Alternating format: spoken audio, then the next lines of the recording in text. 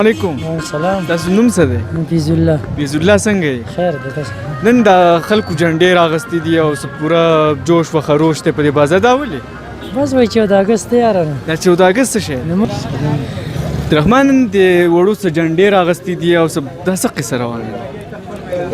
نن په هغو چې اختر دی شو.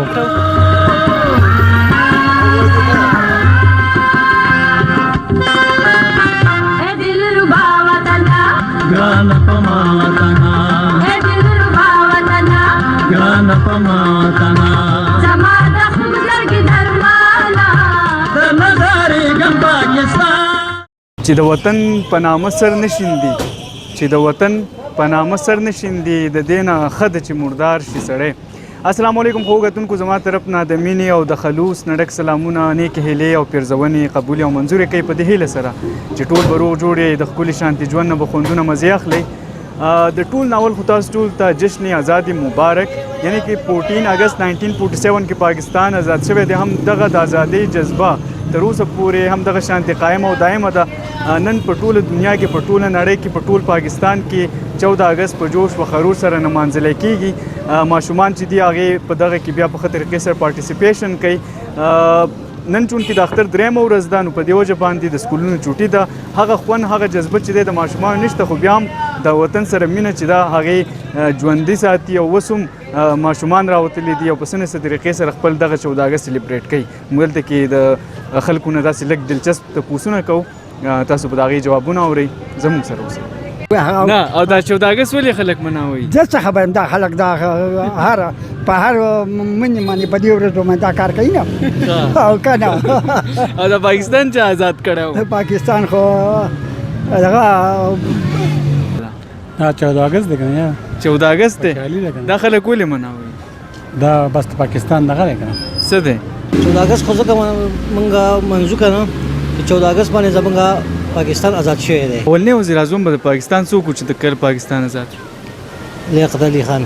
لیاقت اګست خدا زمونږ آزاد شو په دې دغه باندې 14 اګست باندې. دا خو د ډېره خوشحالۍ او دا چا آزاد کړی و؟ دا اختر دا مونځ خو نن څه کال اختر مونځ چې په 9 بجې باندې د 14 اګست دا مونځ تا کړلی که نه؟ د 14 اګست مونځ نه دی، دا خو دغه دی. 14 اګست باندې خلک مونځ نه کوي؟ نه 14 اګست باندې خو مانځه چوټي مانځه چوټي او یاره 14 اګست نو ظاهره خبره ده چې دا 14 اګست ده، که 14 اګست 1947 باندې زمونږ ملک چې دی دا آزاد دی. نن چې مونږ کم په آزاد حیثیت سره کم ژوند تېرو، په آزاد ماحول کې، په آزاد هوا کې مونږ ژوند تېرو. زمونږ مذهبي پابندي مونږ باندې نشته، نور سره باندې نشته، ښه آزاد ژوند تېرو.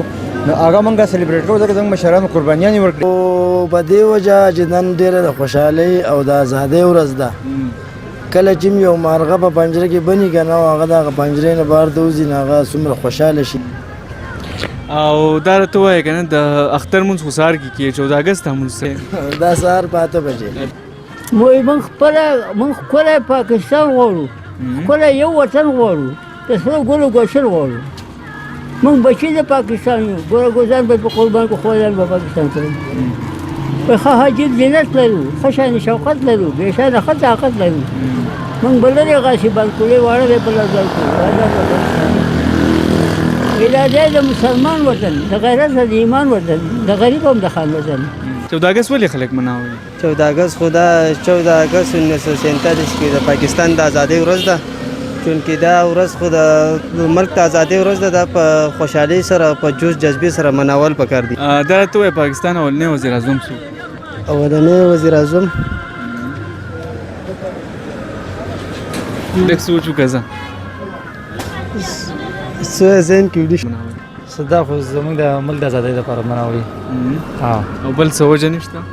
بل وجه ډېر دی ترجیح خو زموږ د ملک چې آزاد شو، دا خو ډېر ښه خبره چې ملک آزاد شوی دی. 14 اګست لکه دا ورځ وه د انډیا نه زموږ ملک آزاد شو. سرجي دا غیر اګست ځکه مناوي چې دا زمونږ د پاکستان آزاد شوی دی په دې کې. او په دې ورځ باندې لکه دغه شوق د مناري پاکستان کې زما په خیال چې جلسه پاکستان جوړ کړی چا و؟ دا خو علماو جوړ کړی جی. مناوي 14 اګست خو زموږ د ازادۍ ورځ ده. په دې ورځ باندې 14 اګست 1947 کې پاکستان آزاد شو او دې وجه نه موږ دا ورځ مناوو. او پاکستان جوړ کړی چا و؟ پاکستان خو پیدا زم په هغه وخت کې د تحریک شروع کړ او د مسلمانانو لپاره یو جدا سټارټ مطالبه اوریدونکو تاسو د 14 اگست یعنې کې 14 اگست حوالې سره پروګرام هم وکړه. زموږ د پروګرام مقصد دا و چې دلته کې څومره خلکو ته د خپل وطن په باره کې معلومات شته او که نشته او بس تاسو په مخونو باندې د خنداګانو راوستلو دپاره دا پروګرام موږ را جوړ کړی و. زموږ پروګرام مقصد چېرته هم دا نه دی چې د خلکو دلازاري یا زړه چې دی هغه ازار همدې سره زموږ یعنې پروګرام وخت پای ته رسي. تر یو بل پروګرام پورې خپل کور ته ابراهیم افشار له ورکړي اجازت د لوی الله پاک. دلربا وطنا ګرانه په ما وطنا